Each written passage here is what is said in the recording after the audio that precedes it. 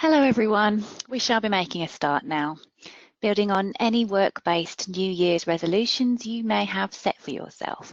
This webinar may help you with thoughts what we need to be focusing on in 2020. And so a really warm welcome to you all and thank you for joining us today. We're going to start by introducing ourselves, if we may, just for those who haven't joined us before, and so you can know who we are and who you are listening to.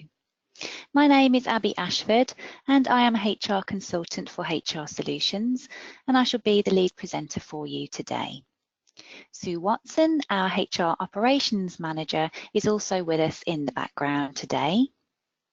As ever, we are joined by our colleague Ateem, who is here to field any technical problems that I'm confident there won't be, but just in case. Ateem will be monitoring and collating questions, so do please feel free to send her a message and then I will email you a response after the webinar has concluded. As always, we are recording this session, so it will be available for you to watch again if you wish to, and to share with colleagues if that would be helpful. If anyone wants to contact us afterwards for a copy of the presentation slides, then please note that you're very welcome to do so using the inquiries email address confirmed at the end of the webinar. Last month, we looked back at interesting cases of 2019 to glean what we could learn from what happened last year, and also to look forward as we are continually planning for how Brexit will impact on us in the world of employment. This month, we wish to start the year off by looking at how we are impacted over the coming months, not only by Brexit, but also by new legislation, rates and regulations updates. I will navigate you through everything we expect to have to deal with this year, so like us, you can plan for these eventualities. Part 1 then, Brexit. As it stands, our current guidance on Brexit and being prepared remains the same really. We will therefore look at 2 points of interest for 2020, that being Data Protection and GDPR and the EU settlement scheme. What is known is that we need to be mindful of the impact that Brexit has in relation to data protection and GDPR. If we leave the EU without a deal, most of the data protection rules affecting small to medium-sized businesses and organisations will stay the same. The UK is committed to maintaining the high standards of the GDPR, and the government plans to incorporate it into UK law after Brexit. If you are a UK business or organisation that already complies with the GDPR and has no contacts or customers in the EEA, you do not need to do much more to prepare for data protection compliance after Brexit. If you are a UK business or organisation that receives personal data from contacts in the EEA, you need to take extra steps to ensure that the data can continue to flow after Brexit. If you are a business or organisation with an office, branch or other established presence in the EEA, or if you have customers there, you will need to comply with both UK and EU data protection regulations after Brexit. You may need to designate a representative in the EEA.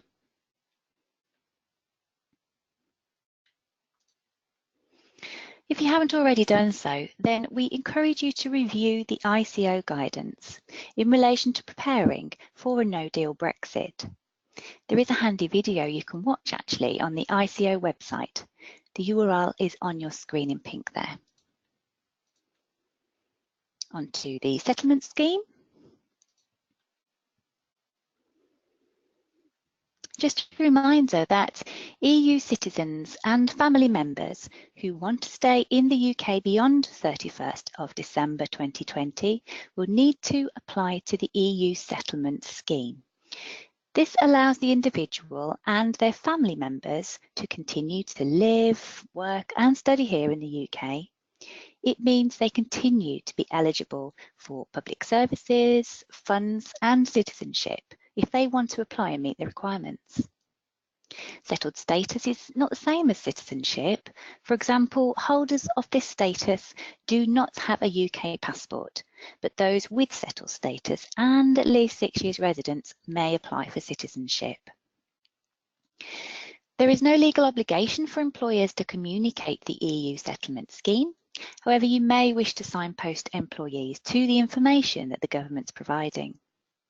Employers are not expected to interpret information provided by the government, and indeed employers should be careful not to provide immigration advice unless qualified to do so. However, there is also an employer toolkit on the gov.uk website, which includes a briefing pack, leaflets, and some handy fact sheets.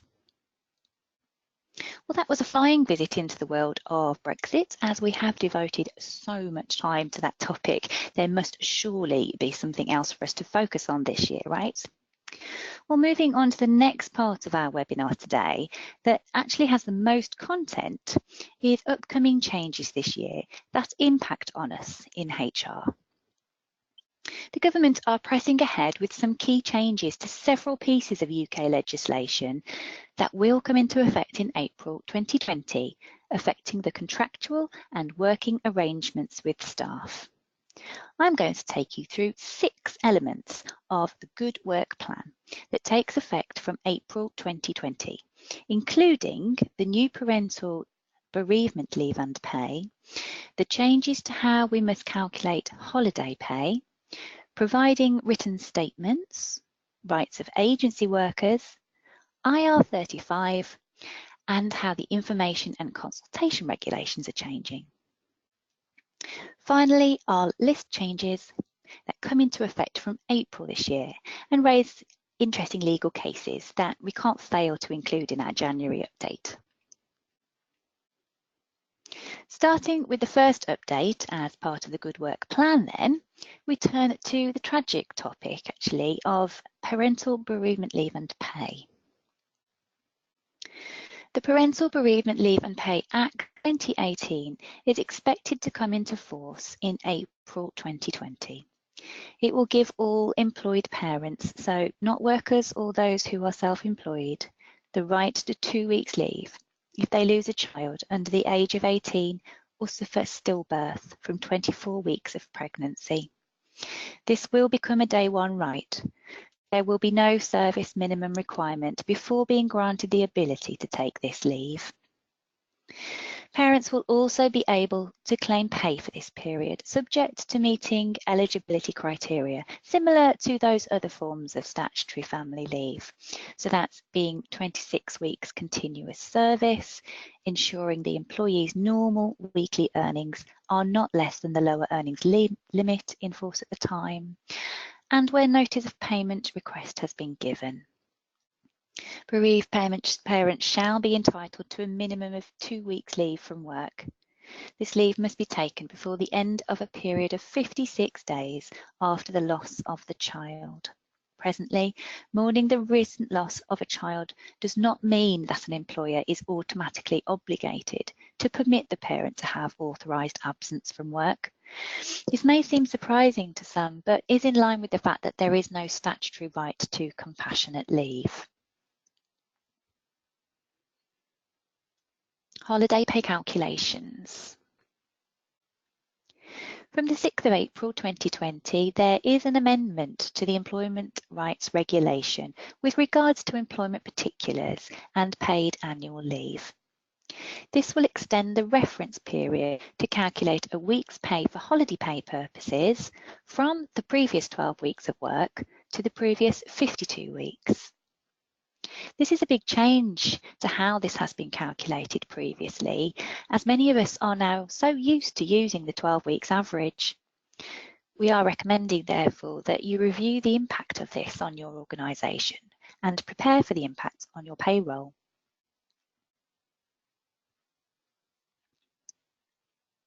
Written statements. There are 3 important changes from an amendment to the Employment Rights Act, which will apply from April.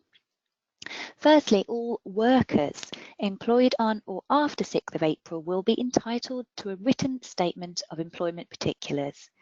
This extends the reach much further than just employees, as it now includes workers. We are regularly asked how to know whether someone is classed as a worker or not, so let me just run through this list in case it's helpful to you. A person is generally classed as a worker if they have a contract or other arrangement to do work or services personally for reward. Their reward is for money or a benefit in kind. They only have a limited right to send someone else to do the work. They have to turn up for work even if they don't want to. Their employer has to have work for them to do, and they aren't doing the work as part of their own limited company. The second highlighted point on the slide is that employees and workers will have the right to a written statement from day one of employment, rather than the current situation we're used to at the moment, where we have 2 months to get them their contract. There is also additional information that written statements will need to contain, and these include the hours and days of the week the worker or employee is required to work, entitlements to any paid leave, any other benefits not covered elsewhere in the written statement, details of any probationary period, and details of training provided by the employer. At HR Solutions, we are currently updating our template contracts of employment to make the necessary amendments and to also create new master templates where they were not needed previously. Agency worker rights. On 6th of April 2020, the agency workers regulations will come into force. The effect of the changes will be to abolish the existing Swedish derogation, under which agency workers who are paid between assignments may be exempt from the 12-week qualifying period rule in respect of pay. The 12-week rule requires an agency worker to be given comparable terms to those they would have received had they been employed directly by the hirer. From the 6th of April this year, these contracts will no longer be permissible, and all agency workers after 12 weeks will be entitled to the same rate of pay as their permanent counterparts. All agency workers will be entitled to a key information document that more clearly sets out their employment relationship and terms and conditions with their agency. Agency workers who are considered to be employees will be protected from unfair dismissal or suffering a detriment if the reasons are related to asserting rights associated with the agency worker regulations. If you use agency workers on a regular basis, this is something that you really need to be reviewing. IR35. If you haven't heard of IR35, then where have you been? Despite calls for it to be delayed or actually cancelled altogether from April, changes to tax legislation regulating off-payroll working, commonly known as IR35, also come into effect. Depending on having more than 50 employees and an annual turnover of more than 10.2 million or a balance sheet total of more than £5.1 million, the Finance Act 2017 will introduce the new IR35 rules to the private sector, under which contractors working through their own companies must be taxed at source if they would have been employees if engaged directly. The off-payroll working rules can apply if a worker provides their services through an intermediary. An intermediary will usually be the worker's own personal service company. They could also be a partnership, a managed service company, or an individual. The rules make sure that workers who would have been an employee if they were providing their services directly to the client pay broadly the same tax and national insurance contributions as employees. You may be affected by these rules if you are or employ a worker who provides their services through their intermediary, a client who receives services from a worker through their intermediary, an agency providing workers services through their intermediary. If the rules apply, tax and national insurance contributions must be deducted from fees and paid to HMRC. There has been criticism that employers fearful of being punished by HMRC for non-compliance will introduce a blanket ban on the use of contractors. But certainly as a way of preparing for April 6th, whilst HMRC complete their implementation review to see how they can best support organisations, if you have regular contractors or consultants using a personal service company, then you need to review the employment status, really, of what kind of workers you utilise. The government have created a useful tool to allow you to check the employment status of those you work with. The link address is on the screen, as is a screenshot of what the tool looks like. ICE regulations. No, this is not about slipping over at work and personal injury claims. ICE refers to the information and consultation of employees regulations, often abbreviated to the ICE regs. They were introduced way back 2005 now and applied to businesses with 50 or more employees. The regulations give employees the right to request that their employer sets up or changes arrangements to inform and consult them about issues in the organisation. From April, an amendment to the employment rights regulations implement a reduction in the percentage of employees required to make a valid request for an agreement on the sharing of information and consultation within the workplace. Currently, it is at least 10% of the workforce who must put in a request before an employer is obliged to take steps to comply with this right. This percentage will be reduced to 2%. The requirement that at least 15 employees make the request will remain. National minimum wage and other rate increases.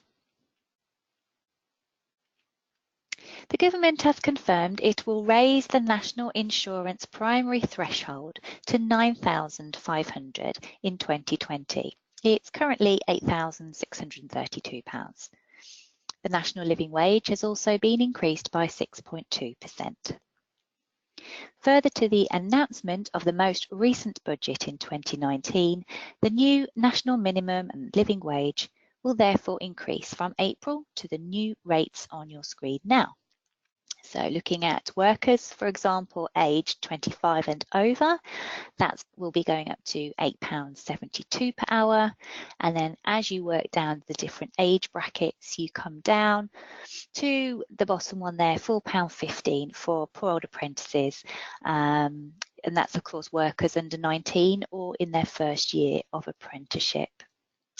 There was actually an interesting case reported in The Guardian this week about the national insurance threshold and how employees at Greggs the Bakers, whose wages were under this threshold, would lose a huge chunk actually of their £300 bonus this January due to it taking their salary for that month over the amount they can earn without DWP reducing their universal credit payments. So it just goes to show how relevant these rates are.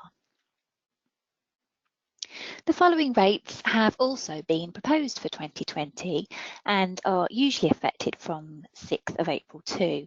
So you've got your statutory sick pay there first of all, currently at £94.25 per week and proposed to rise up to £95.85. The other rate shown there is for your statutory family leave, so that's maternity, paternity, adoption and parental pay. Currently, all four standing at £148.68 and all going up to £151.20 per week. We have already had some really interesting legal cases reported this year, so I'm just going to run through a few of them to see what we can learn as human resources professionals for 2020. This January saw the BBC as an employer experiencing another blow to their employee relations climate when Samira Ahmed won her equal pay claim. You might have read that Samira had used the male comparator of Jeremy Vine to base her claim on, where he was paid £3,000 per episode of Points of View, and she was paid £440 per episode of a similar programme called Newswatch. All contracts of employment are deemed to include an equality clause. This means that if, for example, a woman proves her right to equal pay, the equality clause will be activated. When employers receive such a claim, they must assess whether the claimant and the comparator both complete either like work, work rated as equivalent, or work of equal value. Now, in this case, Samira proved they were performing like work. In response to this, employers can defend an equal pay claim on the grounds of a genuine material factor. The obligation is on the employer to show one or more of the bulleted defences on your screen now. The BBC tried to prove the difference in pay being in Jeremy Vine being recognised 50% more than Samira based on audience research, and that this was true because he had a glint in his eye and was said to be cheeky. The judge said that the BBC had failed to prove the difference in pay was unrelated to sex, as how could a glint in the eye be translated into a skill or experience to do a job, and that cheekiness was written into the script for Jeremy. This case is an interesting one to start January with, and as this webinar is about starting the new year being prepared for lots of change, it is worth noting, firstly, that this is a high-profile private sector case, and many of your employees will be very aware of it from reading the news. Secondly, as a HR professional, I would consider the implications of this case on your internal processes of recruitment and remuneration and benefits, ensuring that there is fairness and equity of past decisions that have been made, equality in decisions that will be made this year and beyond, and documenting how pay decisions are arrived at. The BBC in this case struggled because the people who made those pay decisions way back in 2008 were no longer available to speak to and hadn't made notes of how those pay decisions were made. Turning to a new age discrimination case that was reported against law firm Sampson Coward. Now, don't worry, we are not going to do one of those polls today to ask who has already turned 50, but instead ask you to consider if someone said this to you in the office. It was your 50th, wasn't it? You can't hide it, you know. How would you feel? Would you be sensitive about a comment like that? Would you see it as harmless office banter? Well, interestingly, the employee in question felt ambushed, punched, slapped, and humiliated. She brought a claim for age discrimination and breach of data protection through whistleblowing. She did, however, lose her case and was ordered to pay £1,700 of the firm's costs. The tribunal found that the employee's reaction had been unusual and extreme, and that she hadn't been treated differently as compared to others. All employees had received birthday cards, and the behaviour was not deemed to be malicious. So in this case, the banter, if we can call it that, was not frowned upon. However, banter that is deemed sexual harassment has been prevalent in tribunal cases, and for 2020, the Equality and Human Rights Commission has issued new guidance on dealing with sexual harassment in the workplace. The full link is on your screen now, and a screenshot of the free technical guidance booklet. It offers a legal explanation and practical examples of how to tackle and respond effectively to harassment, including defining and giving examples of both harassment and victimisation, the effect of harassment in the workplace, your responsibilities as an employer, and quite usefully for us, how to prevent and respond to harassment. The last case of interest from this month that we can learn from is where health food retailer Holland and Barrett unfairly dismissed a disabled manager by not allowing the reasonable adjustments that she needed. The employee suffered with a chronic bladder condition, which meant that when she needed to go to the toilet, there was an urgency about it, which presented no problem until lone working was required. Whilst an operation helped this health condition somewhat, she was left with stress-induced anxiety and was prone to panic attacks. When the store's hours were changed, the employee was forced to work alone at the beginning and the end of the day, which really didn't suit the health conditions she was experiencing. The employee's stress was compounded by a request for HR support, which was not initially responded to, and a letter from HR using information from the manager about the employee's absence that assumed she had resigned when she hadn't. After 7 years' service, she successfully claimed constructive unfair dismissal as she felt compelled to leave a position where her request for reasonable adjustments were denied. The judgment of this case is 33 pages long, but even if you don't have the time to read the case at length, just the closing comments are useful for us in HR to learn from. Judge Moore stated that we are conscious that in a disability case as factually complex as this, we have had the benefit of hindsight, but it is our clear view that the respondent's failures in this case could have been avoided if its managers and HR staff had been better informed of the obligations towards disabled employees.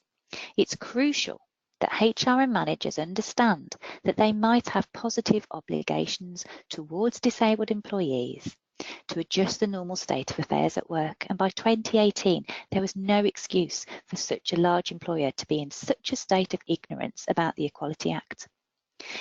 He concluded with what was also missing here was any coherent system of informing managers about employees' health conditions. If managers and HR had been better informed, then they would have asked questions, they might have sought a medical report or got occupational health advice. They would then have had a much better chance of identifying and maintaining some reasonable adjustments.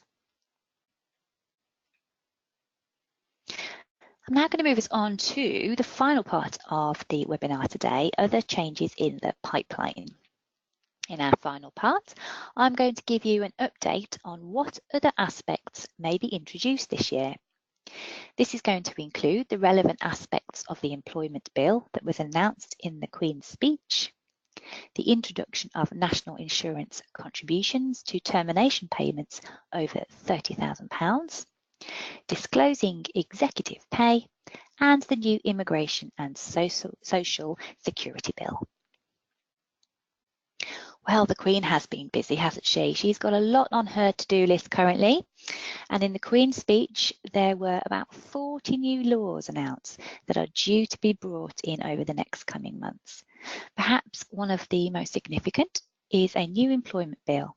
Some of the key aspects of this include the right for workers to request a more stable contract, extended redundancy protections to prevent pregnancy and maternity discrimination, extended leave for neonatal care, 1 week's additional leave for unpaid carers, the creation of a new single enforcement body to protect workers' rights, the right for workers to keep their tips in full, and finally, flexible working by default, unless employers have a good reason not to allow this, subject to consultation.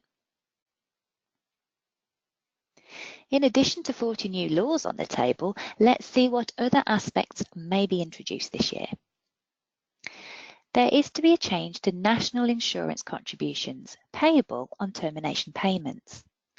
Currently, termination payments are subject to income tax only if over 30k, but from April, employer NICs will also be payable on termination payments over 30k. This will impact on those of us in HR who calculate and write varying termination payments, be it be a settlement agreement or perhaps redundancy documentation, for example. Executive pay reporting. The first disclosures of the government's new executive pay ratio regulations, which came into force in January 2019, are due from the start of 2020. The pay ratio regulations make it a statutory requirement for UK-listed companies with more than 250 employees to disclose annually the ratio of their CEO's pay to the median, lower quartile and upper quartile pay of their UK employees for pay awarded in 2019. This may not apply to that many of you listening, but still worthy of mention. and the last topic, and that's immigration. A new Immigration and Social Security Coordination EU withdrawal bill is proposed to bring an end to free movement in UK law and adopt a new points-based immigration system from 2021. Under this proposed new law, EU citizens arriving from 2021 will therefore be subject to the same UK immigration controls as a non-EU citizen. The aim is also to protect the immigration status of Irish citizens after Brexit.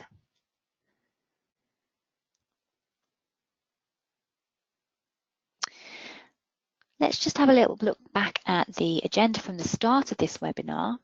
I do hope that you feel fully briefed now on the impact of Brexit and changes for HR to respond to and plan for in 2020, mostly, of course, in the first part of the year.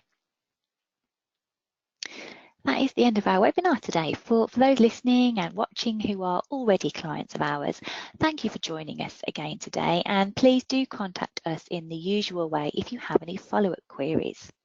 If you aren't a client with us already but would like to ask a question or are interested in our services, then please do contact us on the email address on the screen. You can also use this email address to request a copy of our slides, and you can watch, listen, forward our webinar recording from today by heading to our main website, also on the screen, and clicking on resources and then the video and webinar archive. Please sign up on the events page on our main website. The next webinar that we have planned next month on the 13th of February is looking at VE Day, and we will be providing tips on bank holiday entitlement. This webinar and all our previous webinars are recorded and can be found on our website. And I've listed previous webinars on the screen that indicate presentations you might like to revisit if you'd like to dig a bit deeper into some of the topics from today. Whilst the webinars are relevant to the time that they were recorded, the information that you will watch again for these 4 topics are still wholly relevant. If you have not already signed up to our e-newsletter, then this is just a reminder that signing up will mean you get to hear about our latest webinars and events first, and it will also help you keep abreast of our other developments. You can do this from our main website too. As mentioned earlier, we do have a free Brexit risk audit on our website. Each audit taken will generate a bespoke report based on your responses, allowing you to focus on any areas that need attention. Also, from our main website, there is a generic HR audit and a GDPR audit too, if you're interested. All I have left to say is thank you for listening, and I really hope that you found today's webinar informative. Thank you.